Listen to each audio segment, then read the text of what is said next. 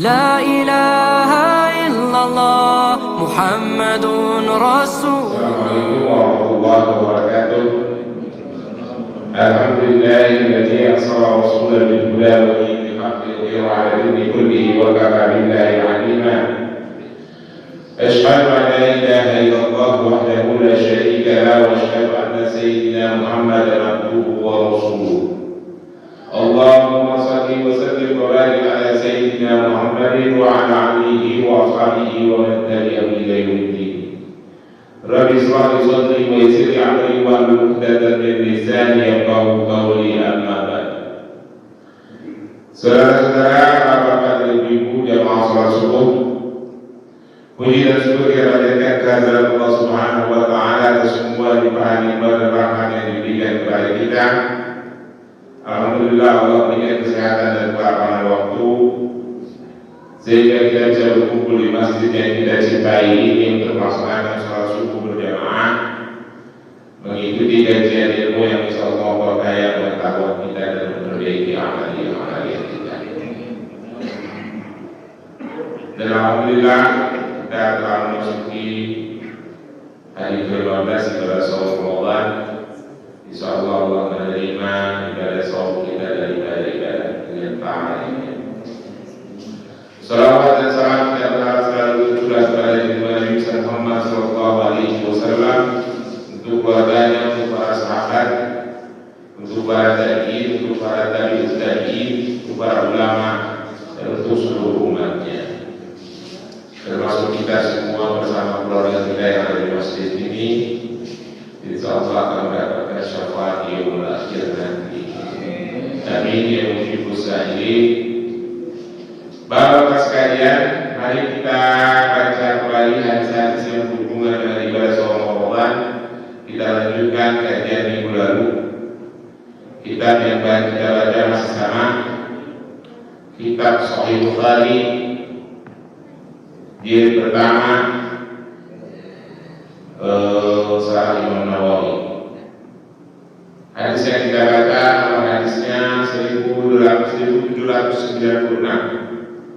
yang berhubungan dengan asbabun nuzul surah Al-Baqarah ayat 187. Bismillahirrahmanirrahim. Hadatsana Abdullah bin Hadatsana Ubaidillah bin Musa al-Isra'il an Abi Ishaq an Abi Hurairah radhiyallahu anhu qala kana ashabu Muhammad sallallahu alaihi wasallam idza kana rajulu sha'iman fahadara iftaru fanama qablu an yuftira lam yakulu laylataha wala yawmahu hatta yufi.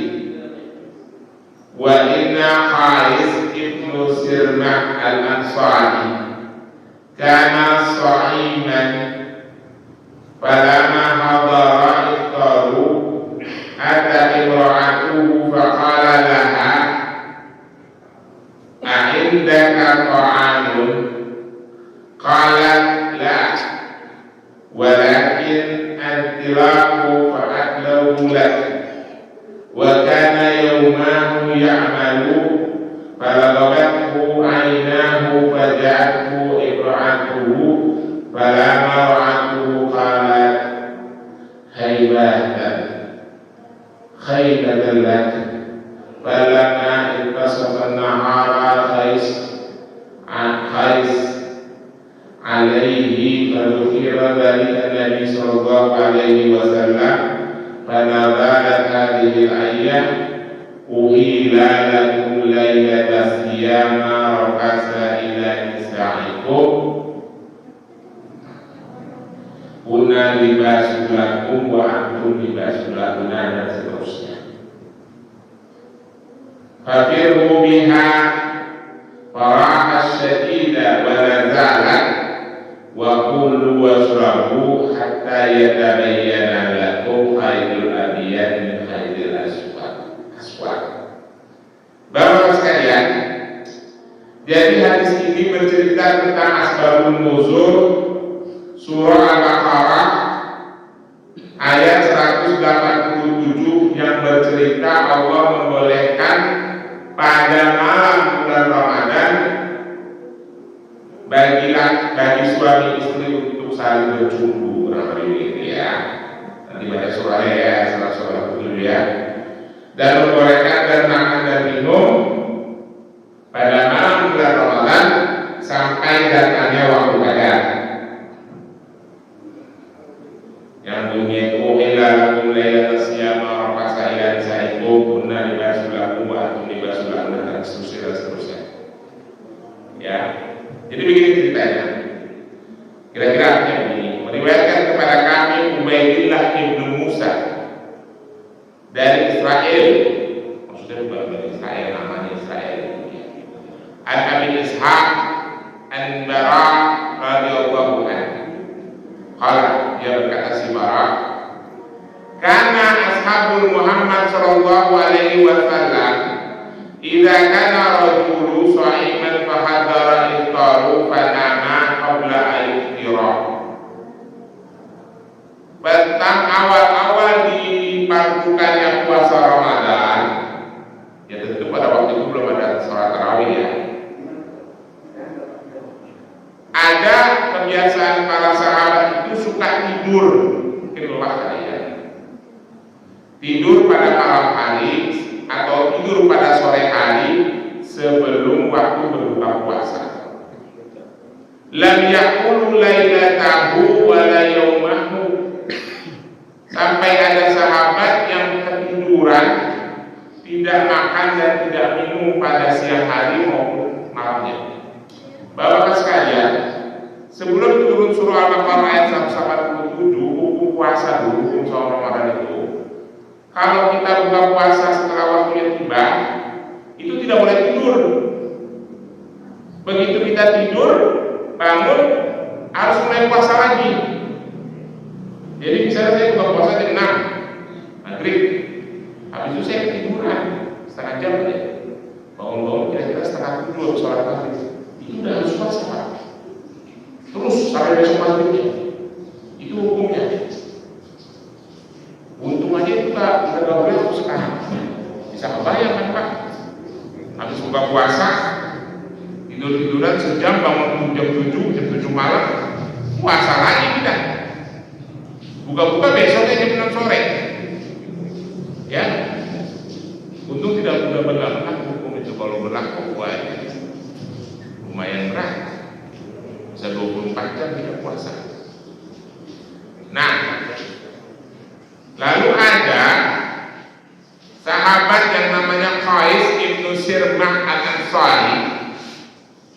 Karena shaiman dia berpuasa, pada mahadara iftaru, lalu tiba waktunya buka puasa, wa atta imra'atuhu, lalu mendatangi istrinya di rumah, itu bertanya kepada istrinya.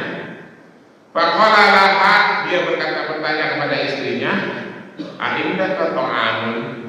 Itu punya makanan apa kagak? Kira-kira kata si Qais. Qala, istrinya berkata, "Lah, enggak ada makanan di rumah. Terus gue keluar dulu, gue beli orang." Kira-kira begitu. "Lah, walakin antilaku fa'at lubu." Tapi aku akan keluar rumah dari makanan untuk Qais. Keluar istrinya dari kolam sama gorengan.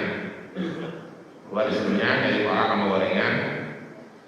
Wa kana yaumahu ya'malu fa ghalabathu ainahu faja'athu imra'atuhu. Begitu bininya nyampe di rumah, melihat si Qais tidur. Ini capek kali dia ya. Belum buka puasa. Qalat aibat mulaka, celaka aku. Begitu dia menerusin, sudah lewat waktu buka puasa, sudah lewat waktu maghrib. Mau tidak mau si Qais harus puasa lagi. Udah bangun, ketiduran, enggak buka, puasa lagi. Intan safana hara Qais alaihi fakukira dari Nabi Sallallahu Alaihi Wasallam. Besokannya dia bekerja tanpa membuka puasa sampai pingsan, karena 3 hari disuruh. Fadzukira Nabi Shallallahu Alaihi Wasallam, lalu berita itu disampaikan kepada Rasulullah. Ya Rasulullah, itu si Qais pingsan. Kenapa dia pingsan? Waktunya mau buka puasa tidur, kagak dibangunin sama bininya keluar dari kolak sama gorengan, kira-kira begitu bahasanya orang Solo ngomong.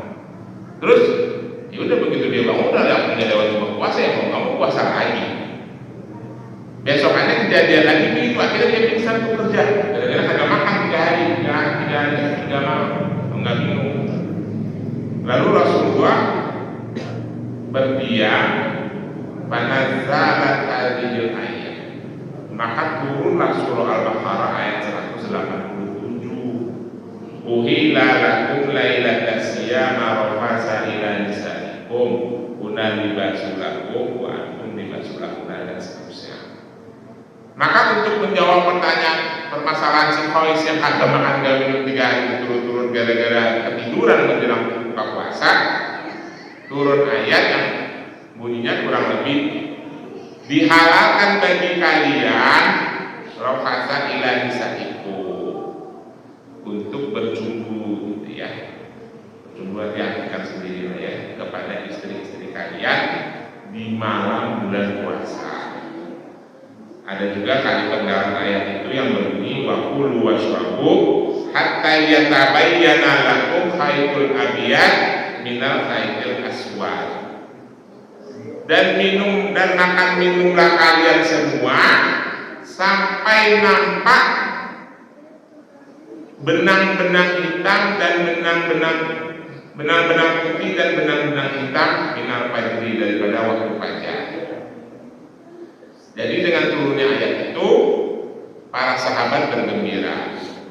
Walaupun ketiduran habis buka puasa tidak ada masalah, boleh makan, boleh minum, boleh berdua-duaan sama istri, tapi istri yang sah ya Pak. Yang pertama boleh, istri yang kedua boleh, istri yang ketiga boleh, istri yang keempat juga boleh. Enggak semua istri yang pertama aja bolehnya. Istri yang pertama boleh, istri yang kedua boleh, istri yang ketiga boleh, yang keempat juga boleh.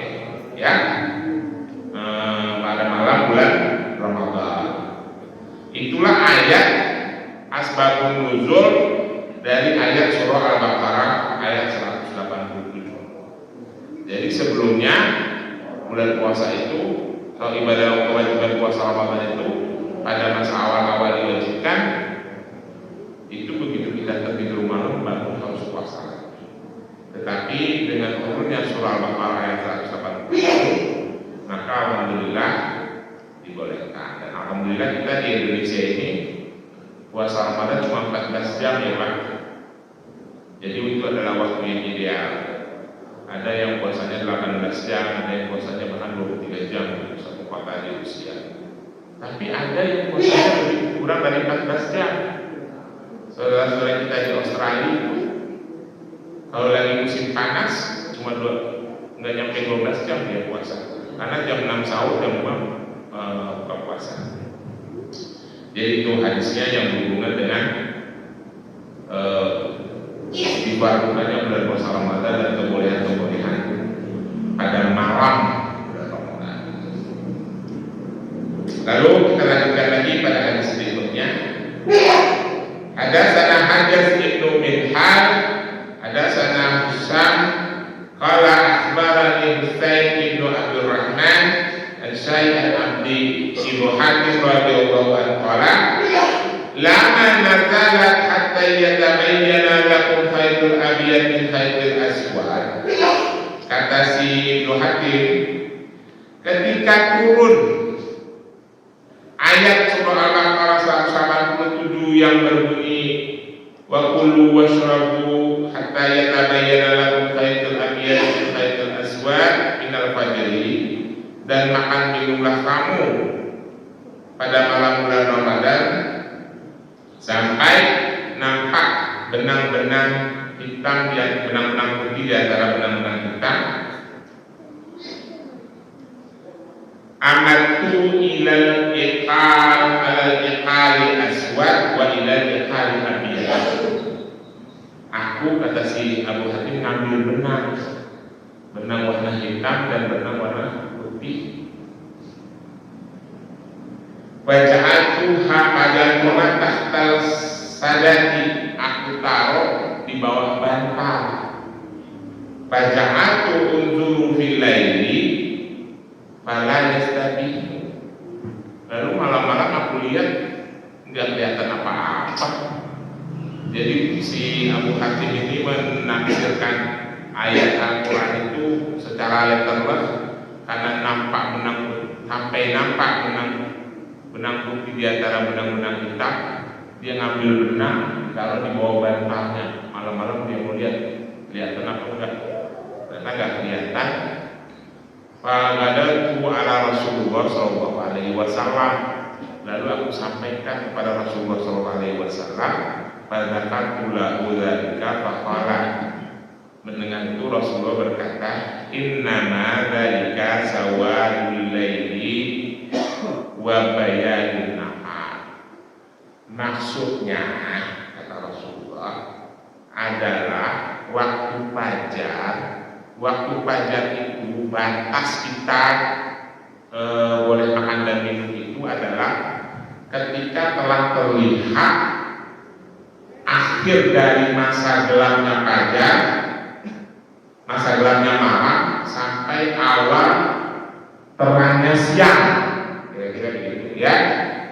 Itu yang disebut dengan waktu fajar. Dan disitulah terakhir kali kita boleh makan dan minum pada malam bulan Ramadan. Alhamdulillah sekarang orang udah pada mulai ingat ya, mulai sadar umat Islam. Udah seperti dulu waktu zaman kita masih kecil, imsaknya 15 menit sebelum subuh. Imsak. Habis itu nggak boleh ngapa-ngapain, itu keliru ya bapak-bapak sekalian ya. Imsak itu artinya puasa. Puasa itu artinya imsak. Ya. Puasa itu artinya imsak. Saum itu artinya imsak. Imsak itu artinya saum. Saum itu artinya menahan. Menahan itu artinya saum. Jadi kalau sudah kata imsak ya berarti menahan. Menahannya kapan? Kalau matahari sudah nongol di atas ufuk. Ini kan ufuk nih, kalau kita ngeliat ke arah sana tuh, ke arah timur. Yang paling gampang tuh kelihatannya kalau di pinggir laut. Ini kan ufuk nih, garis ujungnya bumi. Matahari nongol tapi masih gelap, itulah yang disebut dengan perbatasan antara siang dan malam. Maksudnya antara gelapnya malam dan terangnya siang. Itulah fajar. Itulah waktunya subuh. Kalau matahari masih segaris dengan ufuk, tidak boleh sholat. Begitu dia nongol dikit, nah mulailah sholat subuh. Nah itulah waktunya imsak, waktunya menahan. Maksudnya gitu. Waktunya puasa. Bukan ada yang imsak yang 10 menit sebelum subuh itu. Saya juga nggak ngerti itu dari mana asalnya, mungkin supaya kita siap-siap kan ya. Jadi batasnya imsak, batasnya menahan, azan subuh. Begitu azan subuh, itu imsak namanya, atau saum, menahan makan dan minum dan segala hal yang membatalkan puasa. Paham ya bapak-bapak sekalian? Makanya itu benar kata ustaz-ustaz yang zaman sekarang itu jadwal imsakiyah itu dirubah aja, bikin jadwal imsakiyah jam 4.30, subuh jam 4.40, zuhur jam 12 sekian, asar jam 15 sekian, maghrib jam 19 jam 18 sekian. Itu jadwal imsakiyah, jadwal sholat. Jadwal sholat bukan jadwal imsakiyah ya. Bener kata ustaz-ustaz zaman sekarang. Kalau jadwal imsakiyah itu imsak jam 4.40, lalu sholat, lalu tadarus jam sekian, kajian subuh jam sekian. Nah itu baru jadwal imsakiyah. Lalu kajian zuhur jam sekian, itu jadwal imsakiyah. Jadwal kegiatan kita selama menahan atau selama berpuasa. Tidur itu bisa dimaksudkan. Semua kegiatan kita di dalam bulan Ramadan, kegiatan ibadah kita itu imsakiyah, jadwal imsakiyah.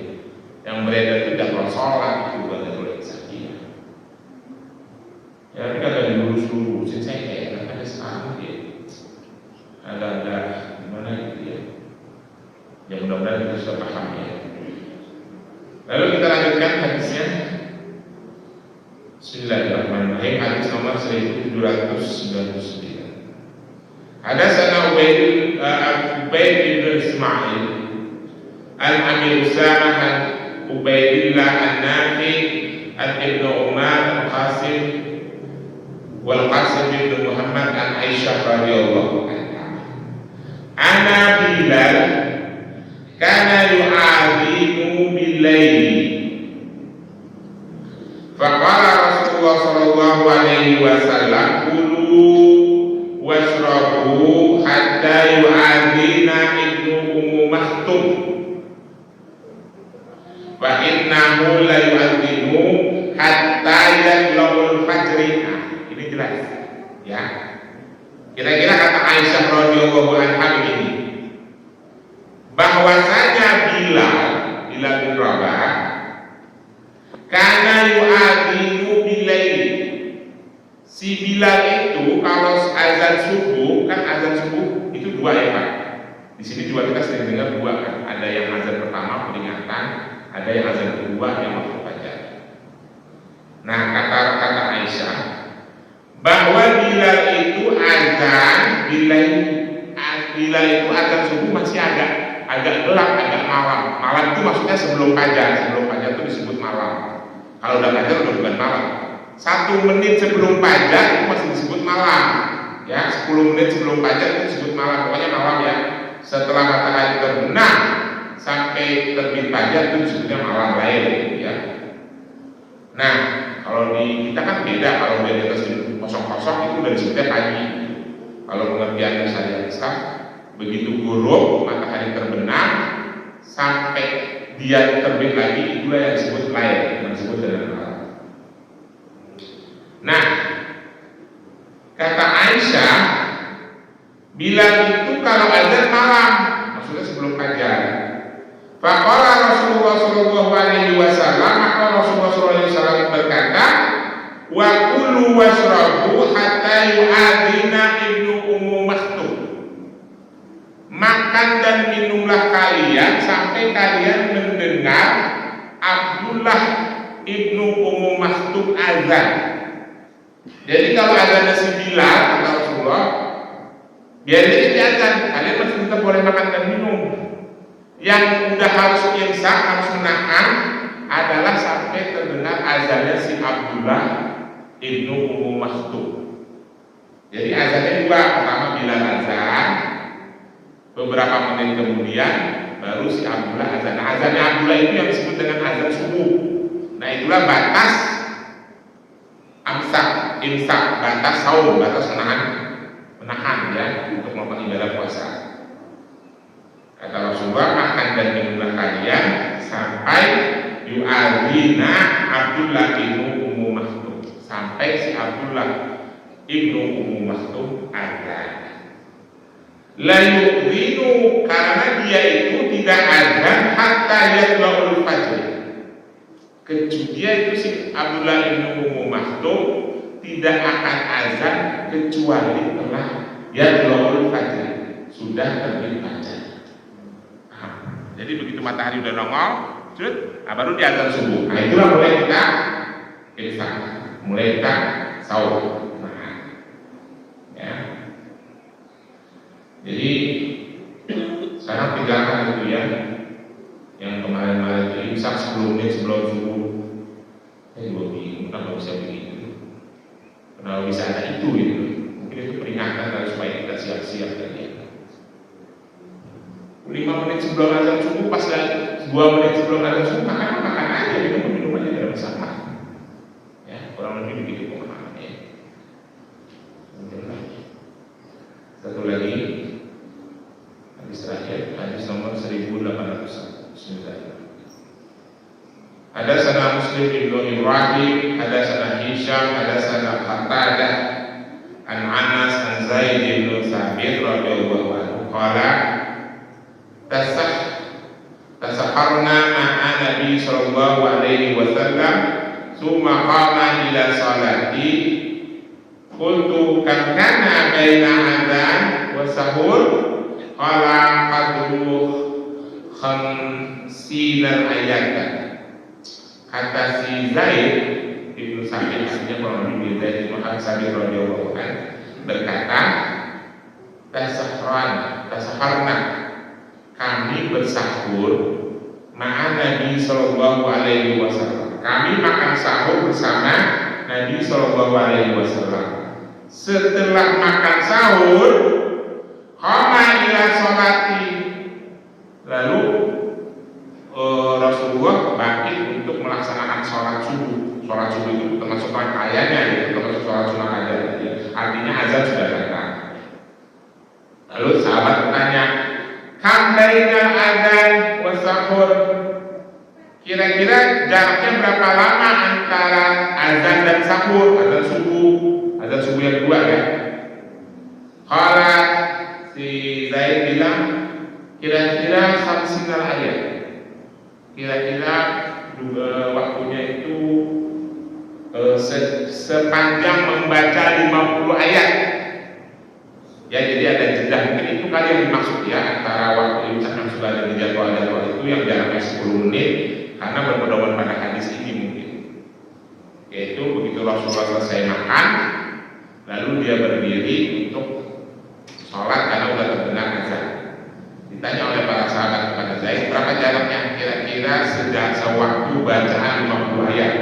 Tapi 50 ayat itu 50 ayat yang baca orang Arab, bukan orang Indonesia yang baca yang gemet ya. Yang ada 50 ayat ya mungkin kalau sahabat Rasulullah baca paling 7 menit lah ya. Kira-kira begitu Bapak sekalian, hal-hal yang berhubungan dengan ibadah saum Ramadan.